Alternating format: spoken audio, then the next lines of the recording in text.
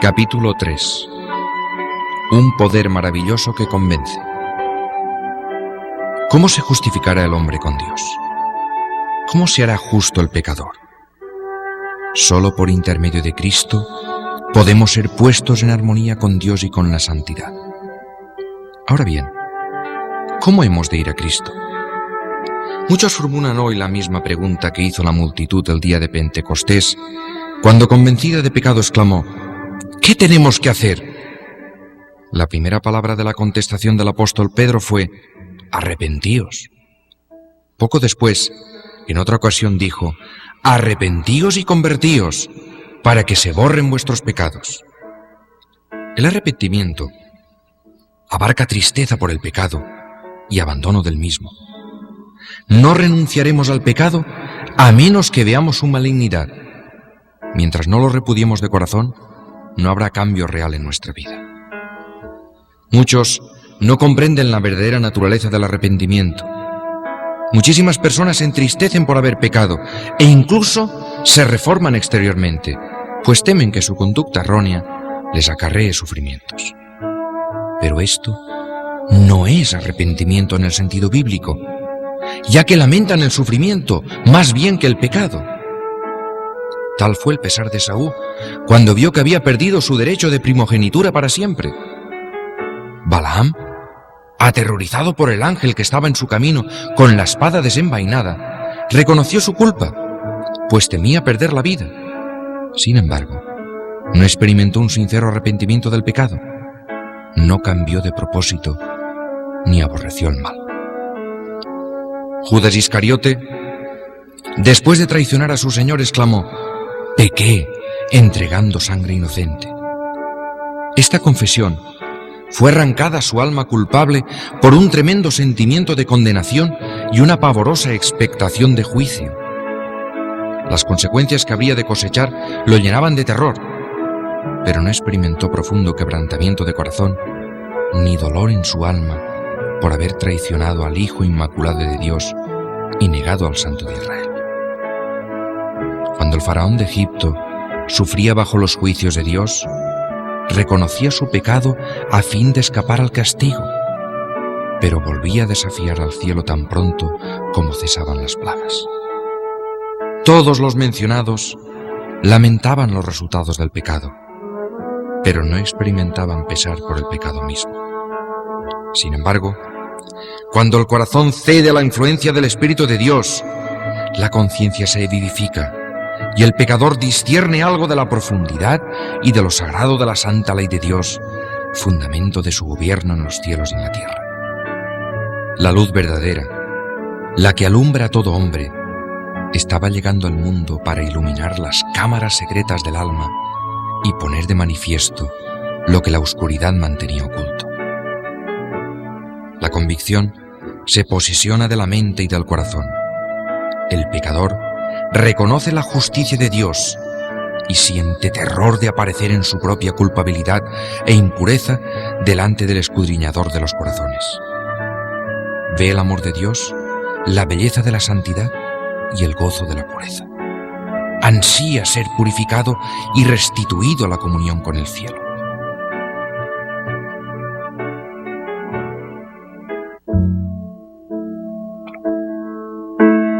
La oración de David.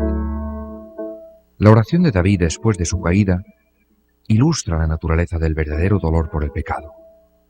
Su arrepentimiento fue sincero y profundo. No se esforzó por atenuar su culpa. Su oración no fue inspirada por el deseo de escapar al juicio que lo amenazaba. David vio la enormidad de su transgresión y la contaminación de su alma. Aborreció su pecado. No solamente oró por el perdón, sino también por la pureza de corazón. Anheló poseer el gozo de la santidad y ser restituido a la armonía y comunión con Dios. El lenguaje de su alma fue el siguiente: dichoso el que está absuelto de su culpa, a quien le han enterrado su pecado. Dichoso el hombre a quien el Señor no le apunta al delito y cuya conciencia no queda turbia. Tenme piedad, oh Dios, según tu amor. Por tu inmensa ternura borra mi delito. pues mi delito yo lo reconozco. Mi pecado sin cesar está ante mí. Rocíame con el hisopo y seré limpio. Lávame y quedaré más blanco que la nieve. Crea en mí, oh Dios, un puro corazón. Un espíritu firme dentro de mí renueva. No me rechaces lejos de tu rostro. No retires de mí tu Santo Espíritu. Vuélveme la alegría de tu salvación, y en espíritu generoso afiánzame. Líbrame de la sangre, Dios, Dios de mi salvación, y aclamará mi lengua tu justicia. Sentir un arrepentimiento como este es algo que supera nuestro propio poder. Se obtiene únicamente de Cristo, quien ascendió a lo alto y dio dones a los hombres. ¿Qué es lo primero? Precisamente en este punto es donde muchos pueden errar, y por ello no reciben la ayuda que Cristo quiere darles. Piensan que no pueden acudir a Cristo a menos que se arrepientan primero, y creen que el arrepentimiento los prepara para que sus pecados les sean perdonados. Es verdad que el arrepentimiento precede al perdón de los pecados, porque es únicamente el corazón quebrantado y contrito el que siente la necesidad de un Salvador. Pero para poder ir a Jesús, ¿es necesario que el pecador espere hasta haberse arrepentido? ¿Debe hacerse del arrepentimiento un obstáculo entre el pecador y el Salvador? La Biblia no enseña que el pecador tenga que arrepentirse antes de que pueda aceptar la invitación de Cristo. Venid a mí, todos los que estáis fatigados y sobrecargados, y yo os daré descanso.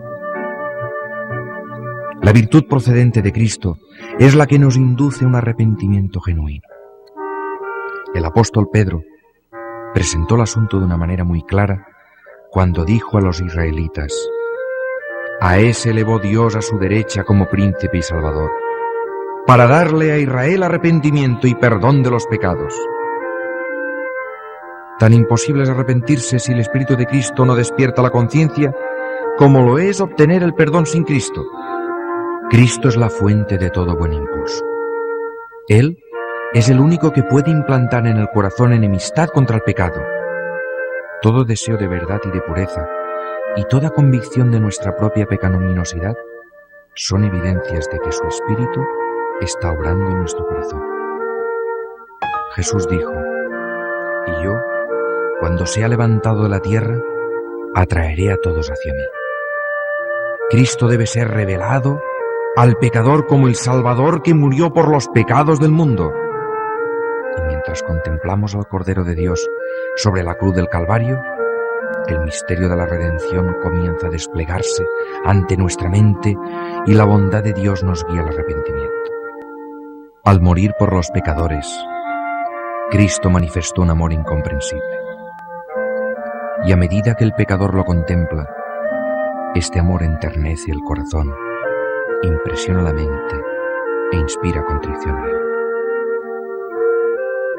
El secreto del mejoramiento.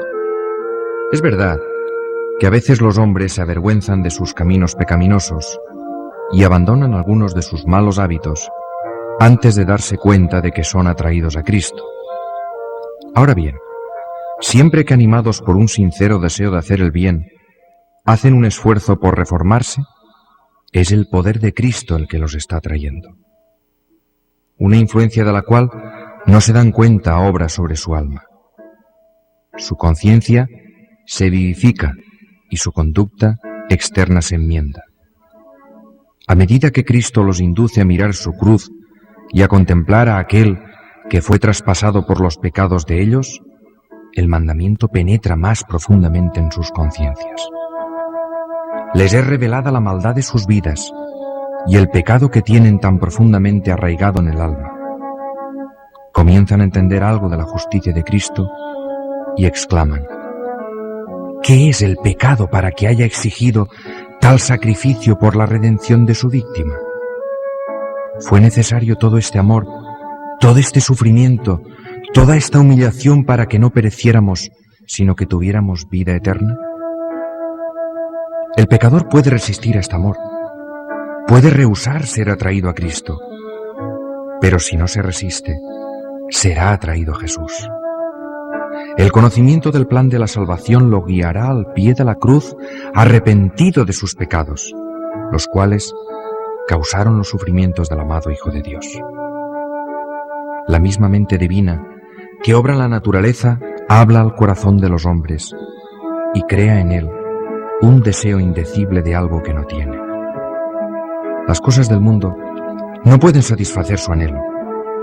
El Espíritu de Dios les suplica que busquen lo único que puede dar paz y descanso, la gracia de Cristo y el gozo de la santidad.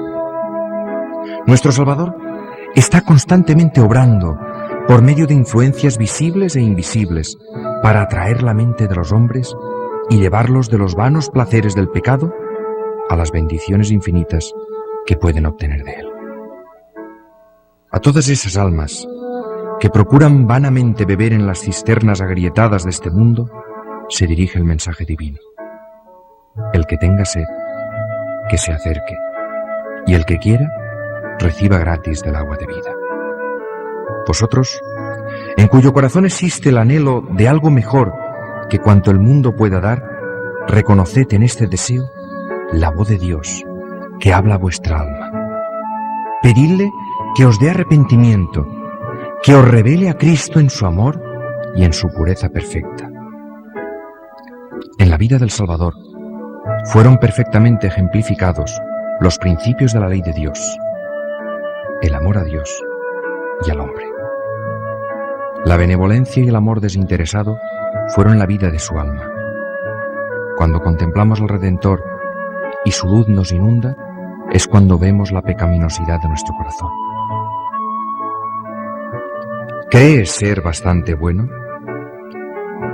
Podemos lisonjearnos como Nicodemo de que nuestra vida ha sido íntegra, de que nuestro carácter moral es correcto, y pensar que no necesitamos humillar nuestro corazón delante de Dios como el pecador común. Pero cuando la luz de Cristo resplandezca en nuestra alma, veremos cuán impuros somos. Discerniremos el egoísmo de nuestros motivos y la enemistad contra Dios que han manchado todos los actos de nuestra vida. Entonces, nos daremos cuenta de que nuestra propia justicia es en verdad como sucios harapos, y que solamente la sangre de Cristo puede limpiarnos de la contaminación del pecado y renovar nuestro corazón a la semejanza del Señor. Un rayo de la gloria de Dios o una vislumbre de la pureza de Cristo que penetren en el alma hacen dolorosamente evidente toda mancha de contaminación y dejan al descubierto la deformidad y los defectos del carácter humano. Hacen patentes los deseos perversos, la incredulidad del corazón y la impureza de los labios.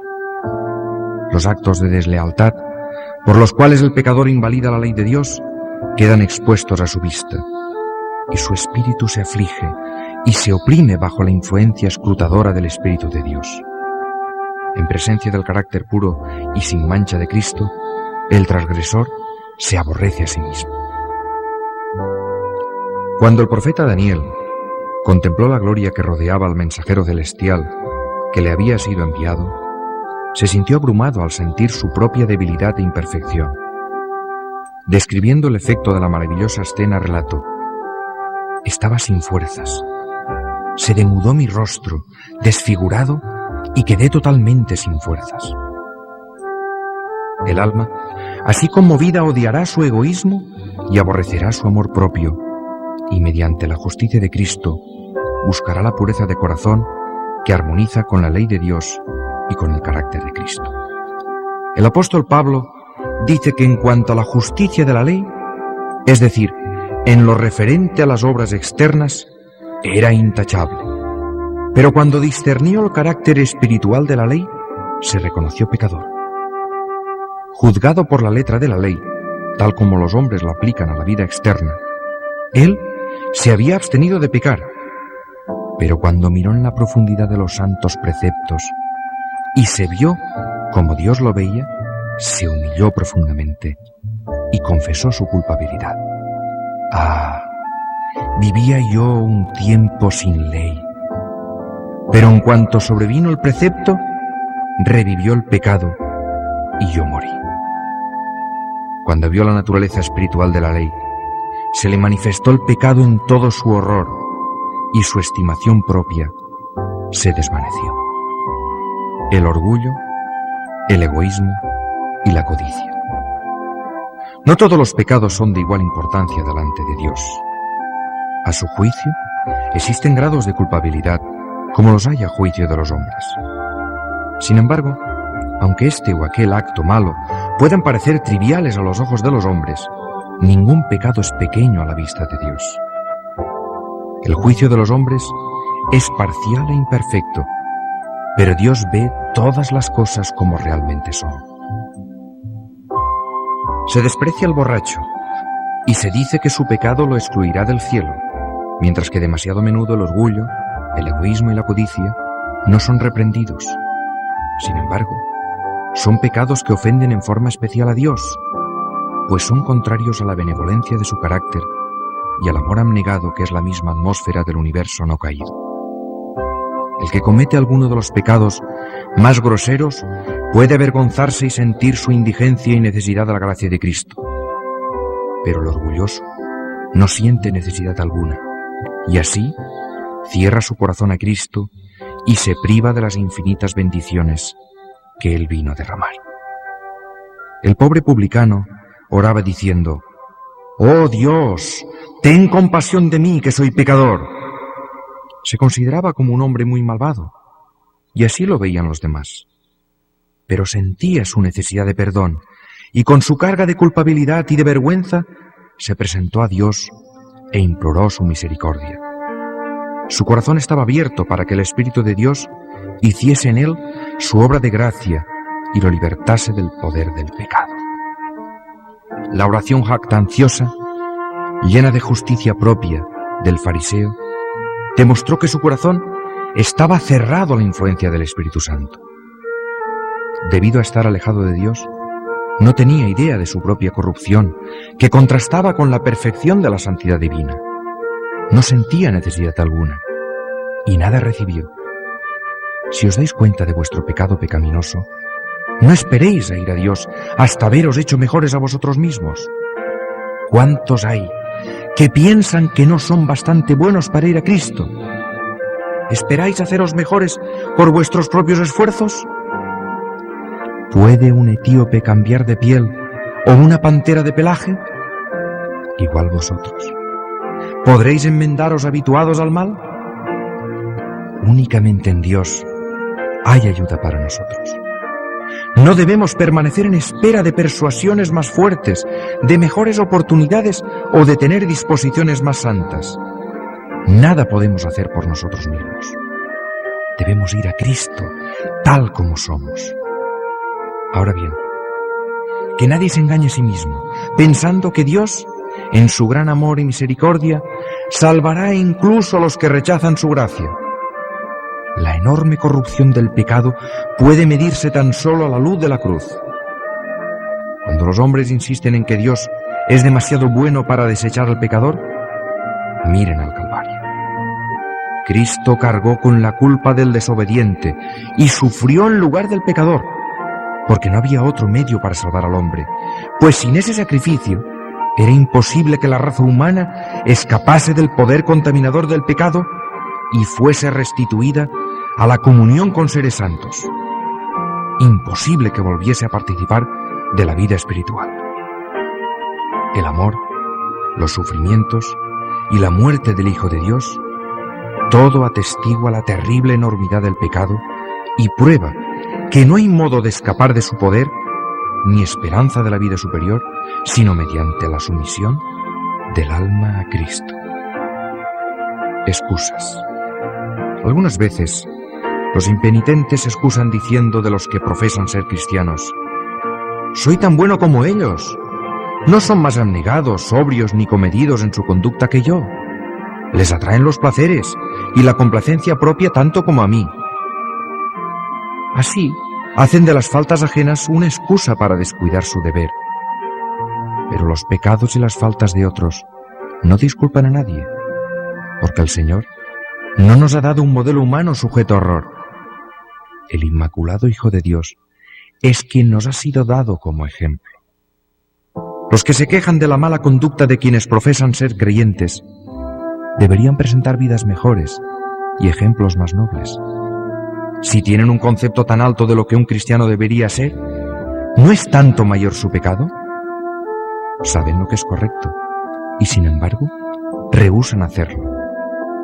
Tened cuidado con las dilaciones. No posterguéis la obra de abandonar vuestros pecados y buscar la pureza del corazón por medio del Señor Jesús. Aquí es donde millares y millares han errado, causando así su perdición eterna. No insistiré ahora en la brevedad e incertidumbre de la vida, pero se corre un peligro terrible que no se comprende lo suficiente al postergar, al ceder a la voz suplicante del Espíritu Santo de Dios y preferir vivir en el pecado, pues esto realmente lo que significa tal demora. Complacerse en el pecado, por pequeño que se lo considere, es correr el riesgo de una pérdida infinita. Lo que no venzamos nos vencerá y nos destruirá. Adán y Eva se convencieron de que de un acto tan pequeño como el comer la fruta prohibida no podrían resultar consecuencias tan terribles como las que Dios había anunciado. Pero esa pequeña acción era una transgresión de la santa e inmutable ley de Dios.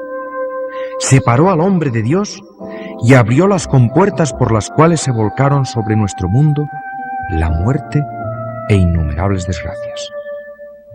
Generación tras generación ha subido de nuestra tierra un continuo lamento de dolor, y toda la creación sufre y gime angustiosamente al unísono como consecuencia de la desobediencia del hombre. El cielo mismo ha sentido los efectos de la rebelión del hombre contra Dios. El Calvario se destaca como un recuerdo del sacrificio asombroso que se requirió para expiar la transgresión de la ley divina. No consideremos, pues, el pecado como algo trivial. ¿Cómo se endurece el corazón? Toda transgresión y todo descuido o rechazo de la gracia de Cristo reacciona sobre vosotros, endurece el corazón, deprava la voluntad, entorpece el entendimiento y no solo os vuelve menos inclinados a ceder, sino también menos capaces de rendiros a las tiernas súplicas del Espíritu de Dios. Muchos están apaciguando su conciencia inquieta con el pensamiento de que pueden cambiar el curso del mal cuando les plazca, que pueden tratar con ligereza las invitaciones de la misericordia y, sin embargo, seguir sintiendo las inversiones de ella. Piensan que después de menospreciar al Espíritu de gracia, después de someterse a la influencia de Satanás, pueden cambiar, en un momento de extrema necesidad, su modo de proceder. Pero esto no se logra tan fácilmente. La experiencia y la educación de una vida entera han amoldado de tal manera el carácter que cuando ello ha sucedido, pocos desean recibir la imagen de Jesús.